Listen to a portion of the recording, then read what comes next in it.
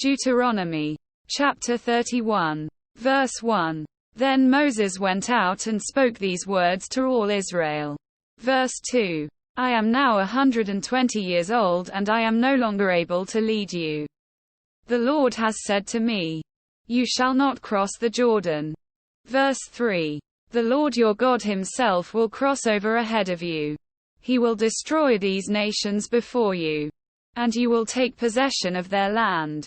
Joshua also will cross over ahead of you, as the Lord said. Verse 4. And the Lord will do to them what he did to Sihon and Og, the kings of the Amorites, whom he destroyed along with their land. Verse 5. The Lord will deliver them to you, and you must do to them all that I have commanded you. Verse 6. Be strong and courageous. Do not be afraid or terrified because of them. For the Lord your God goes with you. He will never leave you nor forsake you. Verse 7. Then Moses summoned Joshua and said to him in the presence of all Israel, be strong and courageous, for you must go with this people into the land that the Lord swore to their ancestors to give them. And you must divide it among them as their inheritance. Verse 8. The Lord himself goes before you and will be with you. He will never leave you nor forsake you. Do not be afraid. Do not be discouraged. Verse 9. So Moses wrote down this law and gave it to the Levitical priests, who carried the ark of the covenant of the Lord, and to all the elders of Israel. Verse 10.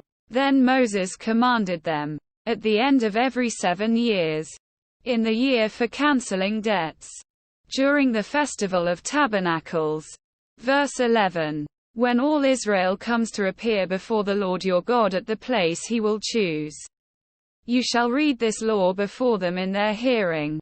Verse 12. Assemble the people, men, women and children, and the foreigners residing in your towns, so they can listen and learn to fear the Lord your God and follow carefully all the words of this law. Verse 13.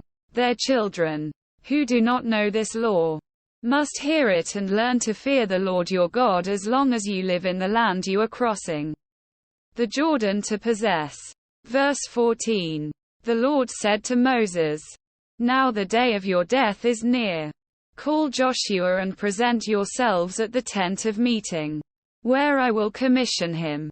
So Moses and Joshua came and presented themselves at the tent of meeting. Verse 15. Then the Lord appeared at the tent in a pillar of cloud, and the cloud stood over the entrance to the tent. Verse 16. And the Lord said to Moses, you are going to rest with your ancestors, and these people will soon prostitute themselves to the foreign gods of the land they are entering. They will forsake me and break the covenant I made with them. Verse 17. And in that day I will become angry with them and forsake them. I will hide my face from them, and they will be destroyed.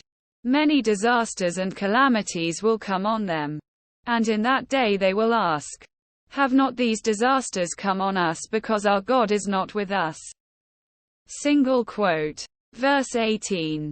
And I will certainly hide my face in that day because of all their wickedness in turning to other gods. Verse 19. Now write down this song and teach it to the Israelites and have them sing it, so that it may be a witness for me against them. Verse 20.